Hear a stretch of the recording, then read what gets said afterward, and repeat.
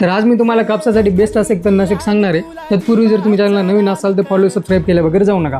तर बघा आजचं आपलं तणनाशक असणार आहे हे इंडोमिनसचं, ज्यामध्ये घटक आहे क्लोथिडीन।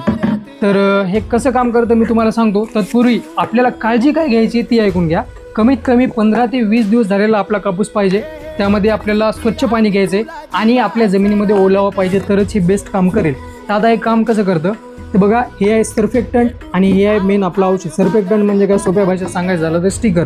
ते स्टिकर आपल्याला काय करतं, मदत करतं एकदम या औषधाला पूर्ण पानावर पसरवतं, पेनिट्रेशनसाठी हेल्प करतं। पेनिट्रेशनसाठी हेल्प करतं म्हणजे काय करतं, या औषधाला पानामध्ये एकदम सोडण्यासाठी मदत करते। आता हे औषध काम कसं करतं, जेव्हा आपण हे औषध स्प्रे करतो तेव्हा ते आपल्या तणामध्ये पानाद्वारे शोषलं जातं, त्याच्या मेन बिंदूकडे जातं आणि त्यामुळे काय होतं की एन्झाईम बनायचं थांबतं, त्यामुळे सेल डिव्हिजन थांबतं आणि आपलं पान मरून जातं।